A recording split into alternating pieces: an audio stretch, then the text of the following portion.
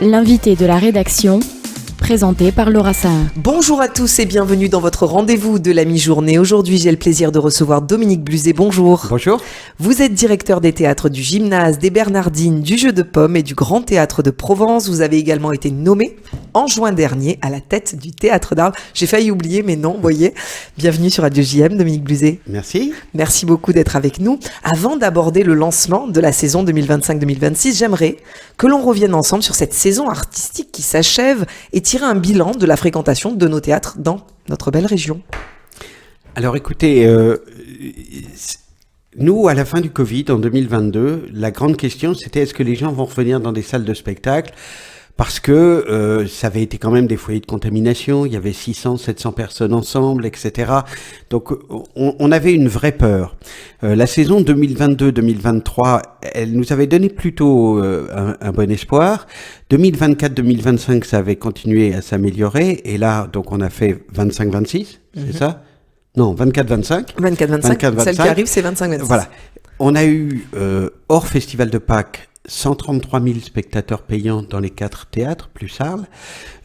On a eu 35 000 spectateurs au Festival de Pâques. Et dans les programmes gratuits qu'on a mis en place, Musique en partage ou Aller Vert avec l'aide du département et de la région, on touche à peu près 180 000 personnes par an. Donc c'est 180 000 à 200 000. C'est considérable et c'est assez unique en France. C'est une des 5 plus grosses structures culturelles en France aujourd'hui qu'on a sur ce territoire. Et quand on rajoute Arles, on a une vision territoriale qui pour moi était très importante parce que l'année dernière la saison ça s'appelait Encore. Et quand on a sorti le programme fin mai, ça s'appelait Encore. Et début juin, on rajoute le théâtre d'Arles. Alors les gens disaient c'est encore un, c'est quoi cette histoire ? Mais en fait, il y a une raison historique. Au moment de la guerre des Gaules, César, il va à Arles, il y a la plus grosse légion romaine qui le suit, il va à Aix, qui se rallie à lui, puis il arrive devant Massiliac, où il y a Pompée, et donc il gagne, et il retire tout le pouvoir à Marseille, et il le transfère à Aix. Et pendant des siècles, Marseille, ça va devenir un port, un lieu de commerce de la bourgeoisie, mais pas du pouvoir. Le pouvoir est à Aix. Et Arles, quand les Romains s'en vont, ça devient une ville qui meurt petit à petit. C'est la ville des Aliscans. Vous savez, Aliscan, c'est la même racine que Champs-Élysées. C'est le chemin du paradis. Et c'est pour ça que Napoléon, quand il construit à Paris, il y a l'Arc de Triomphe en haut, il y a les Champs-Élysées qui amènent au paradis. Et toutes les avenues autour portaient le nom des généraux ou de la Grande Armée. C'est-à-dire, c'est la Grande Armée qui montait vers le ciel avec l'avenue Kléber, l'avenue d'Iéna, les noms de bataille, de maréchaux, etc. Arles, c'était les Aliscans, c'est les Champs-Élysées. C'était ce chemin du Rhône qui amenait vers le paradis, puisqu'on mettait les morts sur le Rhône avec une pièce d'or cousue dans la bouche, et les habitants d'Arles récupéraient les corps qui étaient sur des radeaux et les enterraient et gardaient la pièce d'or. Donc Arles, c'était le paradis, mais c'était un paradis qui était un paradis pour les morts. Et c'est longtemps été une ville considérée comme une ville de la mort. Et pour moi, relier Arles, Aix, Marseille, c'est redessiner cet axe culturel. Et quand vous prenez cet axe culturel et que vous regardez tout ce qui s'y passe, vous dites, mais c'est étonnant, entre les rencontres de la photographie, entre le Festival de Pâques, le Festival d'Arles-Lyrique, tout ce qui s'y passe, les artistes qui y ont vécu, vous vous dites, c'est un territoire unique en France, les Bouches-du-Rhône. Il n'y a pas un département français, en dehors de Paris, il n'y a pas un département français qui soit aussi culturel que ce territoire-là. Et donc, raconter cette histoire, moi, j'ai un militantisme du territoire qui est très important. Et si je me bats, bien sûr, c'est pour qu'il y ait le plus de gens possible dans la salle. Mais aussi pour avoir cette fierté de se dire que ça a un sens. On se fout souvent de notre gueule. On nous ramène au foot, à la Kalachnikov, à des trucs comme ça, au quartier. Non, c'est le territoire en France sur lequel il y a eu le plus d'artistes majeurs qui sont passés. À Aix, vous avez 3 des plus grands peintres français qui sont enterrés, Cézanne, Picasso et Masson. Dans la même salle de classe, petit, il y avait Cézanne et Zola côte à côte. À Marseille, il y avait Albert Cohen et Marcel Pagnol dans la même classe. On a donné à la danse à Marseille 3 des plus grands chorégraphes de l'humanité, Marius Petipa, Maurice Béjart et Roland Petit. Quand vous faites l'addition de la peinture, Van Gogh, tout ça, de tout ce qui s'est passé chez nous. On est les enfants de ça, et être les enfants d'un territoire, ça nous permet de construire demain, parce qu'on n'est pas de nulle part. Et pourtant, on le dit pas assez. C'est vrai que... Oui, parce qu'il y a un manque de fierté, et je crois que c'est quelque chose qu'il faut qu'on conquiert. C'est un droit à la dignité qui est important. Et moi, donner les chiffres de fréquentation, c'est dire, vous voyez, on est digne des plus grands territoires culturels en Europe, et on n'a pas à rougir de ce qu'on est. Il faut arrêter de se flageller toute la journée et d'être pessimiste.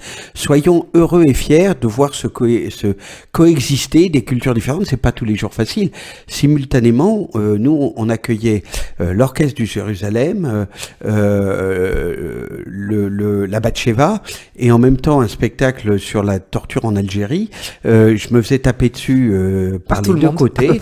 La France Insoumise d'un côté et le Front National de l'autre, mais je trouvais que c'était notre dignité justement d'être capable de dire que dans notre aventure, et ça continue cette saison, dans notre aventure, on était une aventure où tout le monde avait le droit de prendre la parole et tout le monde avait le droit de recevoir la parole et d'éprouver des bonheurs communs en étant dans des salles sans se demander si notre voisin il est ceci ou cela. Est-ce qu'il y a un spectacle cette année qui a eu lieu pendant cette saison 2024-2025 qui a eu un succès inattendu pour vous ? Quelque chose qui vous a surpris en vous disant, en quelques heures, finalement, les places se sont vendues et j'y croyais sans trop y croire. Alors, on a fait un spectacle avec une compagnie qu'on va accueillir qui s'appelle Barreau d'Evel. Le spectacle s'appelait Falaise. On le jouait à la Criée en début de saison. Et au moment de la campagne d'abonnement, ça se vendait pas du tout. Il y a 800 places à la Criée. On joue à la Criée parce que le gymnase est fermé pour travaux.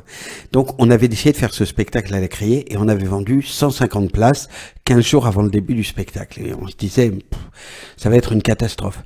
Et la compagnie disait, non, nous, on a un public, il est habitué, il va peut-être, c'est pas forcément des abonnés et il va peut-être venir au dernier moment. Et on a vu dans les 15 derniers jours, les salles non pas se remplir, mais se bourrer.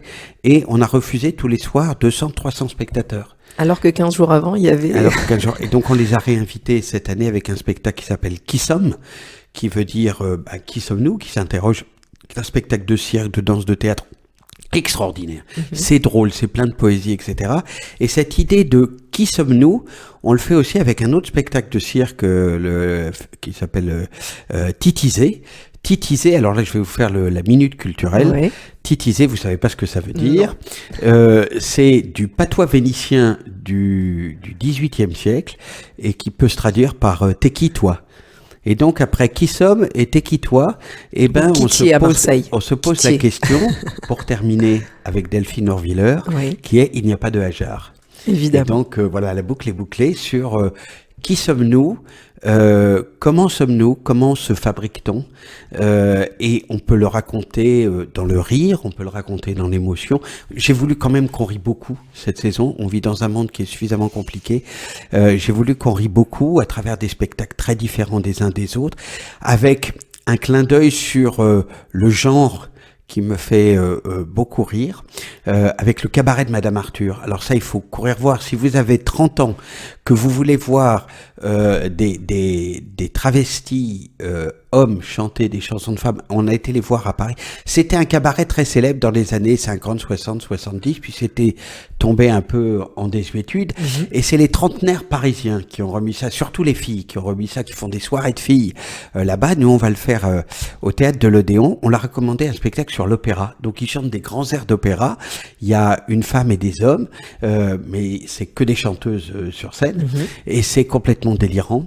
On fait un spectacle à la Friche sur ce même focus sur les corps en folie, on a appelé ça, sur ce même focus qui s'appelle Good Sex, écrit, alors je m'excuse, par une autrice féminine qui s'appelle Emily Pine, ouais. Je vous jure, c'est son vrai nom en plus.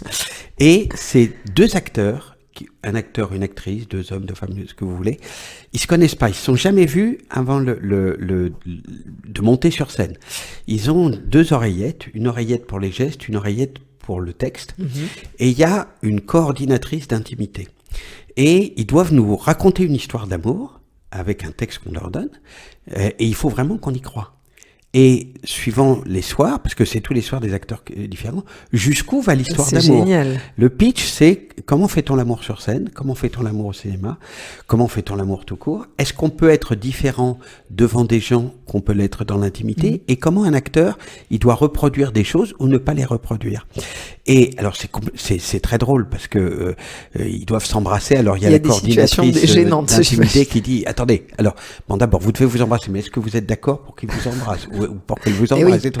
Bon, et ça devient délirant. Ouais. C'est à la fois très drôle, très étonnant, très parfois dérangeant. Ça sera à la friche. Voilà, il y a des tas de spectacles qui explorent des endroits différents, Qui surprennent. oui, parce que il y a des spectacles qui sont très conventionnels, Oui, j'imagine. avec Guillaume de Tonquédec, Mon jour de chance, La famille de Samuel Benchetrit.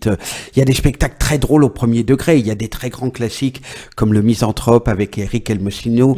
Il y a un focus de danse énorme avec notamment un chorégraphe qui pour moi est très important, qui est Emmanuel Gatt, un spectacle qui s'appelle Freedom Sonata, mais il va y avoir aussi un spectacle de Ophé Schechter, qui est quand même un des plus grands chorégraphes du monde.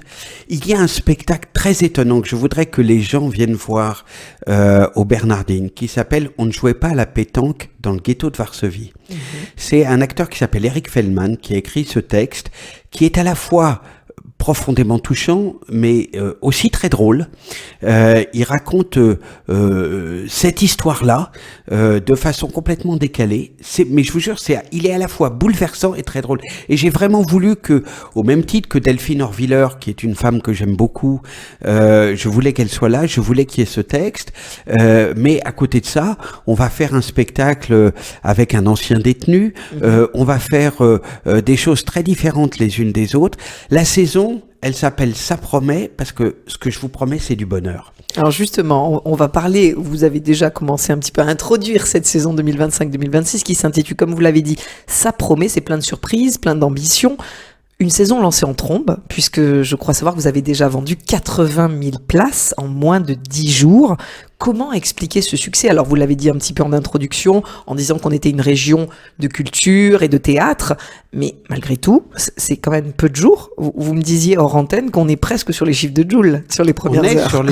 On a vendu 54 000 places le premier jour. Ouais. Bon, 54 000 places, c'est un stade Vélodrome. C'est dingue. Donc, on en tire une fierté, et moi j'en tire une fierté, non pas pour moi, mais pour me dire que finalement tout ce travail qu'on fait depuis des années, de toute une équipe, parce que c'est pas moi tout seul, c'est toute l'équipe qui travaille avec moi, rendez-vous compte, c'est 350 salariés, les 4 théâtres, plus le Festival de Pâques. Tout ce travail qu'on fait au service d'un territoire, au service de sa population, finalement les gens le reconnaissent et nous en sont reconnaissants en nous faisant confiance. Et puis il y a cette idée que chez nous, c'est joyeux ou émouvant, mais bien sûr qu'on peut se tromper sur un spectacle. C'est un peu comme quand vous allez au restaurant. Des fois, vous pouvez mal bouffer et vous dites pas je vais arrêter d'aller au restaurant. Vous dites je retournerai plus dans ce restaurant. Mais parfois, on peut se tromper. Mais on essaye de faire en sorte que les gens y trouvent toujours un motif de bonheur à être là, parce qu'ils vont ressentir une émotion, parce qu'ils vont découvrir un acteur, un texte, etc., etc., parce que ils vont y retrouver des réminiscences de leur culture. Quand on fait le Misanthrope à Aix avec Eric Elmosino, le Misanthrope, on l'a appris à l'école, on l'a un peu oublié, puis tout d'un coup, on va voir Eric Elmosino, un des plus grands metteurs en scène français, Jo Lavaudan, et on se dit, ah bah ouais, mais ça me rappelle des tas de choses de quand j'étais plus jeune. Quand on va voir de la danse, et il va y avoir un énorme focus de danse au Grand Théâtre, avec le Lac des Cygnes, avec Angelin Prech-Locage, avec le Ballet National d'Espagne, Afanador. C'est unique, c'est une des plus grandes compagnies de danse au monde, ça mélange le flamenco et la danse contemporaine. Ce focus de danse au Grand Théâtre, il est exemplaire. Ce sont des grands noms. Comment vous arrivez à attirer justement tous ces noms ici sur notre territoire? Parce que je crois que il y a aussi chez les artistes la reconnaissance du travail fait et l'idée que dans mon métier, il y a se préoccuper du public, se préoccuper des bâtiments. finalement, là, j'aurais reconstruit le théâtre du Jeu de Paume, petit à petit les Bernardines, le Grand Théâtre de Provence, il aura été construit pour moi, et là, je m'occupe du gymnase. Donc, il y a les bâtiments, mais il y a aussi l'hospitalité vis-à-vis des artistes. Et l'hospitalité vis-à-vis des artistes, je reçois l'autre jour un mot d'une metteur en scène d'un spectacle jeune public qu'on a fait avec une fille qui s'appelle Nathalie Sandoz, qui me dit cher Dominique, je voulais vous dire merci pour l'accueil, pour l'enthousiasme de l'équipe et pour tous les petits cadeaux qu'on a eu dans notre loge, et ça n'arrive jamais nulle part. Donc il y a chez nous l'idée de dire aux gens, aux artistes et aux spectateurs, mais aux artistes, bienvenue. Et donc les artistes, ils le savent, ils savent que quand ils viendront chez nous, il y aura une chaleur dans l'accueil, il y aura quelque chose qui, moi, me fait penser que la Méditerranée, c'est pas un territoire comme les autres, mais il y a cette chaleur du soleil qui existe dans les loges pour les artistes quand ils rentrent, et il y a cette chaleur dans la salle pour les spectateurs, et donc je crois que c'est cette alchimie qui fait que des gens qui viendraient par exemple, je vais vous donner un exemple. Fanny Ardant, elle vient jouer 3 semaines aux Bernardines. Les Bernardines, ça fait 100 places. Donc, on peut pas mettre beaucoup de sous dans le spectacle. Et c'est Fanny Ardant. Elle vient pendant 3 semaines. Ariane Ascaride, dans la même salle juste avant, vient pendant 2 semaines. Anne Brochet, qui était qui jouait dans le Cyrano avec Weber et Depardieu, qui avait eu le César de la meilleure actrice, elle est là aussi. Donc on a pendant 1 mois et demi, près de 2 mois, ces 3 femmes, ces 3 très grandes actrices, Anne Brochet, Fanny Ardant, Ariane Ascaride, qui viennent dans une salle de 100 places. Fanny Ardant, elle joue dans des salles de 700-800 places, et on lui a demandé de venir là pour qu'il y ait cette intimité, cette chaleur. On lui a dit bon, ben ça peut pas être le même budget, hein. Et elle l'a fait. Et la seule chose qu'elle nous a demandé qui était importante pour elle, elle a dit le seul truc, c'est que je voudrais voir le Vieux-Port le soir quand je me couche. Donc est-ce que vous pouvez me trouver un hôtel sur le Vieux-Port? Ce qu'on a fait. Ça devrait pas être très compliqué à trouver un hôtel sur le Vieux-Port. Ce qu'on a fait, et c'est cette affection qu'on a, je pense, pour les artistes, qui nous permet de dire à des gens pour qui c'est pas ça. Vous voyez, je parlais de la Batcheva. C'est compliqué pour ce chorégraphe qui est un des plus grands chorégraphes au monde, qui est israélien, qui avait choisi de faire un spectacle qui est un spectacle qui a une dizaine d'années, mais qu'il a voulu ressortir en ce moment parce la musique a été faite par un compositeur palestinien, et qui dit, mais moi, où que j'aille, que ce soit en Israël ou à l'étranger, de toute façon, on va me taper dessus. Donc, il est obligé de se déplacer avec une sécurité, etc. Et il y a des jours où il se dit, je vais aller faire de la danse au milieu du désert du Negev, et là-bas, même les serpents me feront moins de mal. Mais il y a je pense, ce désir d'être avec nous qui est très important, parce qu'ils sentent que nous avons le désir qu'ils soient avec eux. Alors, je vais vous poser une question qui est difficile parce que vous gérez énormément d'artistes, mais s'il y a un spectacle qu'il ne faut surtout pas rater, quel serait-il? Est-ce qu'il y en a un vraiment qui vous tient plus à cœur que les autres dans cette saison 2025-2026? Ma présentation de saison. Parce que c'est moi sur scène. Mais donc vous n'arrivez pas à faire votre choix sur les 89 propositions? Non, parce que vous savez, vous avez plusieurs enfants, je sais. Est-ce que vous pouvez dire s'il y en a un? Eh ben voilà. C'est compliqué. Eh ben voilà. C'est vrai, c'est vrai. Mais c'est toujours compliqué, c'est pour ça. J'ai toujours 4 enfants, et il y en a toujours qui sont persuadés qu'on les aime mieux que les autres, ou qui sont les moins aimés. Donc on s'en sort pas de ces histoires. Mais vous nous avez cité quand même des noms prestigieux qui vont défiler quand même pour toute cette saison. J'ai une grande affection pour Fanny Ardant. D'abord, il faut savoir qu'elle a vécu à Aix-en-Provence, parce qu'elle a fait ses études à Sciences Po à Aix, et que pour payer ses études, elle était la secrétaire du patron du Festival d'Art Lyrique, qui s'appelait Gabriel Dusurget. C'était dans les années, je suppose, 65, 70, un truc comme ça. Quand on a inauguré le Jeu de Paume, comme je savais qu'elle avait vécu là, je lui avais demandé de venir inaugurer le Jeu de Paume. On avait inauguré le théâtre avec des acteurs connus qui avaient une relation avec Jean-Louis Trintignant, qui avait été au lycée militaire, Jacques Weber, dont le premier rôle avait été d'être figurant au Festival d'Art Lyrique, la Comédie Française, etc. Et Fanny Ardant, qui a été la première. Et on lui avait dit, c'est des lectures d'un texte. Et elle avait choisi de lire un texte d'Anna Gavalda qui venait de sortir, qui s'appelait « J'aimerais que quelqu'un m'attende quelque part ». C'était le premier roman d'Anna Gavalda. Et Fanny n'avait jamais lu de texte sur scène comme ça. Elle avait joué des pièces, tourné des films, et elle crevait de trac. Et ça avait été un moment d'une émotion extraordinaire. Alors j'ai beaucoup d'affection pour cette femme, comme pour Ariane Ascaride, comme en fait j'ai une affection pour les gens qui sont sur scène, parce que ayant dans ma vie un parcours de comédien quand j'étais jeune, j'en connais. C'est pas simple de monter sur scène, de rentrer dans la lumière. Il faut du courage, il faut une forme d'inconscience quelque part. Il faut aussi un ego, parfois bien surdimensionné, mais c'est pas un acte anodin. Un jour, j'ai fait des lectures sur la tauromachie avec un très très grand torero, et au moment de rentrer sur scène pour lire un texte, il m'a dit j'ai le trac, je peux pas rentrer. Ce type, il se battait dans l'arène face à un taureau de 560 kilos, mais ce qui lui faisait peur, c'était de rentrer sur scène pour lire un texte. Mais ça doit être génial aussi de voir les artistes, vous, en coulisses. Mais ils ont la même chose que les toreros, c'est-à-dire ce qu'on appelle le duende. Ce sentiment, juste avant de rentrer sur scène, le premier pas de vide, de sauter dans le vide. Et puis quand vous êtes dans la lumière, tout disparaît, mais à un point que vous imaginez même pas, vous ne ressentez plus la douleur. Vous avez de la fièvre, vous oubliez la fièvre. Moi, je me suis cassé 2 doigts sur scène. Je m'en suis rendu compte qu'à la fin. Et il y a une anecdote très célèbre à la Comédie Française. C'est Francis Huster qui est tombé, qui s'est cassé la jambe et qui ne s'en est rendu compte qu'à la fin du spectacle. Parce qu'on est pris Parce que dans quand notre on est sur personnage, scène, on est dans un autre espace-temps. Et on oublie tout. Et moi, je trouve que le théâtre, le théâtre, la musique, la danse, ce sont des gens qui nous emmènent dans un univers et ils sont là pour nous rendre heureux. Et je vous jure, cette saison à venir, on va beaucoup rire, on va beaucoup être ému. Il y a un très beau spectacle qu'on va faire à la Criée qui s'appelle Lacrima, qui est l'histoire d'une robe de mariée commandée par une princesse. Et c'est tous ceux qui vont participer à la fabrication de cette robe. Alors, il y a une dentelière à Alençon, il y a une couturière à Paris, il y a un brodeur à Mumbai en Inde, et c'est leur vie qui se raconte à travers cette robe. Et je vous jure, les femmes qui ont vu le spectacle l'année dernière à Avignon, ça a été un des très grands triomphes du Festival d'Avignon. Elles pleuraient parce que ce rapport à la robe de mariée, à cet instant magique, ça raconte une histoire formidable. Donc moi, j'ai envie que les gens soient très émus, j'ai envie que les gens y rient beaucoup. On va faire 2 fédos qui sont très très drôles. Il y a des tas de choses très très drôles. C'est très diversifié, c'est ça qui est intéressant, c'est que... Il y a du cirque, il va y avoir des cirques formidables qu'il faut venir voir. Je parlais du cirque Finzi, avec ce spectacle titisé. Mais il y en a des tas d'autres. Vous prenez le programme, vous l'ouvrez à n'importe quelle page et vous vous dites, allez, j'y vais.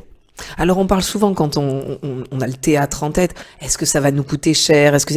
Concrètement, Dominique Bluzet, combien coûte en moyenne une place de théâtre? Alors évidemment, c'est pas la même chose d'aller voir Fanny Ardant que d'aller voir un spectacle de cirque. Détrompez-vous, c'est moins cher d'aller voir Fanny Ardant. Ah, c'est vrai. Oui, parce qu'au Bernardine, ça sera, je crois, entre 16 et 17 euros. Au Grand Théâtre, le prix moyen, c'est 23 euros. Quand vous êtes abonné, que vous avez une carte. On est quasiment sur 2 places de cinéma. Voilà, c'est moins cher. C'est moins cher qu'un concert au Stade Vélodrome. Ah bah, ça, c'est sûr. De loin.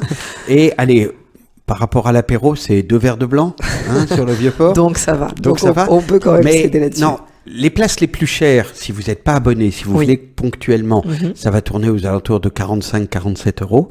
Mais si vous êtes étudiant, si vous avez moins de 26 ans, ça descend jusqu'à 9 euros. Il y a des places, des tarifs sociaux. Et quand vous achetez une carte, le prix moyen, si vous voyez 3-4 spectacles, ça vous revient à 23 euros. Et si vous vous dites, allez, dans l'année, je vais prendre un budget de 10 euros par mois, 120 euros sur l'année, pour 8 mois de théâtre, allez, je vais voir 5, 6, un spectacle tous les 2 mois. Et ça va me faire quelque chose. Il y a une dame qui me disait, j'ai envie d'emmener mes enfants. Je lui disais, faites-le parce que vous savez, au petit déjeuner, vous aurez un sujet de conversation avec eux. Ça sera pas, est-ce que t'as rangé ta chambre, est-ce que t'as fait tes devoirs, c'est, t'as été au théâtre hier, raconte-moi ce que t'as vu. Ouais. Et l'échange parents-enfants après un spectacle, il enrichit et les parents et les enfants. Évidemment. Et c'est pour ça qu'il faut que les parents soient militants de ça. D'abord, ça fabrique le public de demain. Et puis surtout, ça nous permet, avec nos enfants, de parler d'autre chose dans un monde où ils sont happés par les écrans, les téléphones, les trucs comme ça, et où c'est si difficile de parler avec eux, et leur imposer de leur dire, tiens, et puis moi, je pense qu'il devrait y avoir un principe d'éducation, c'est tu rentres dans la salle de spectacle, tu me donnes ton téléphone, je te le redonne à la sortie. Oui, ça c'est évident. Et le lendemain au petit déjeuner de dire alors t'as aimé, t'as ri, ça t'a fait rire, t'as pas compris, t'as ceci, bien choisir les spectacles avec les enfants, en parler avant. Allez, ça vous donne une soirée de conversation avec vos enfants pour choisir le spectacle et un petit déjeuner le lendemain pour en parler. Et après la fierté de la grand-mère quand il va dire à sa grand-mère tiens maman m'a emmené voir ça. C'est vrai que c'est bien. Alors on va parler du théâtre du Gymnase dont vous avez la direction mais qui n'a pas encore réouvert ses portes. Où en est le chantier concrètement, Dominique Buzet? Alors, a priori, les travaux commencent en septembre. Il y a a priori 21 mois de travaux. On espère qu'on va rouvrir en 27-28. Le théâtre du Gymnase, il est rue du Théâtre Français. Et en 27-28, on fera une saison consacrée au théâtre français entièrement, avec un texte. Vous avez déjà anticipé? Oui, parce que c'est pas anodin de construire un théâtre. Vous savez, le dernier théâtre qui a été construit à Marseille, c'est le théâtre Tourski en 1991. Avant, le gymnase avait été reconstruit en 1985, la Criée en 1981. Mais depuis 30 ans, on n'a pas construit vraiment de grands théâtres à Marseille, en dehors du silo ou des choses comme ça, mais de théâtre public. Et donc, on a envie que ça soit quelque chose de sacralisé. Ça va être le plus beau théâtre de la ville, parce que c'est un théâtre à l'italienne, qu'il est refait à l'identique. Les gens vont pouvoir se dire qu'il y a beaucoup de changements et en même temps qu'il est resté le même. Et ça, c'est quelque chose, nous, qui nous rend très heureux. C'est une grande fierté. Oui, parce que on va voir la joie sur le visage des gens. Le gymnase, c'est le théâtre de la mémoire. C'est le théâtre où les gens, ils allaient quand ils étaient petits, avec leur école, avec leurs parents, comme l'est maintenant la Criée. Mais les gens qui ont 50, 60 ans, quand la Criée n'était pas construite, c'est au gymnase qu'ils allaient. Et donc, c'est ce théâtre de la mémoire, ce théâtre d'une certaine manière, d'une certaine tradition, mais qui est aussi un théâtre beaucoup sur les écritures contemporaines, qui maintenant est jumelé avec les Bernardines, ce qui lui donne la possibilité d'avoir un spectre beaucoup, beaucoup plus large. Et je veux, pour cette première saison 27-28, on va y faire un spectacle, un texte de Marcel Pagnol, un texte de Molière, on va chercher. Pagnol sera présent, ça c'est sûr, parce que je trouve qu'il faut rendre hommage à ce grand auteur qui est autre chose que la trilogie, et on fera en sorte que ce soit le couronnement de ce qu'est Marseille culturellement, qui ne doit pas oublier qu'elle a été capitale européenne de la culture, qu'elle a été probablement la plus grande capitale européenne de la culture qu'il y a eu, et qu'elle a été la dernière très grande capitale européenne de la culture, parce qu'après, les événements ont été plus réduits, les villes qui ont été choisies ont été plus petite. Il faut rappeler que le jour de l'ouverture de la capitale européenne de la culture, il y avait 400 000 personnes sur la Canebière et il n'y a pas eu une bagarre. Et donc, vous vous dites, Marseille, c'est ça. Juste avant, dans l'après-midi, il y avait eu 150 000 personnes sur le cours Mirabeau pour le lancement, en présence du président de la Commission européenne, du Premier ministre, etc., etc. C'était un événement à Aix, un événement à Marseille, et il n'y a pas eu le moindre problème. Et cette capitale européenne, on en avait parlé dans le monde entier. Et donc, on est aussi les héritiers de ça, et il faut avoir cette fierté, cette revendication. On n'est pas comme le foot, on n'est pas dans un benchmarking avec les autres. C'est pas important de savoir si on sera jamais les premiers et que les autres ils seront à jamais les deuxièmes. L'important c'est d'être et d'avoir été et d'être pour demain. Vous avez eu à cœur aussi de remercier les élus, régions, départements. C'est des personnes qui sont très importantes dans le processus de création que vous mettez en place avec vos équipes. C'est des subventions qui sont importantes aussi, qui ne sont pas à négliger, vous, en tant que directeur de théâtre. Mais vous savez, ça va au-delà. Pour moi, je suis très militant de la République. J'ai fait un texte dans le dossier de presse qui s'appelle « Honneur à nos élus ». Ça m'est venu parce que un jour, dans un petit village en Auvergne, où j'avais de la famille, il y avait une exposition de photos sur le village où j'étais qui a compté jusqu'à 6000 habitants dans les années 60, et il y en a plus que 200. Et il y avait des photos, et notamment il y avait la maison des maires de l'époque devant laquelle il y avait un totem en bois, sur lequel on mettait devant la maison du maire un totem sur lequel il y avait écrit « Honneur à notre élu ».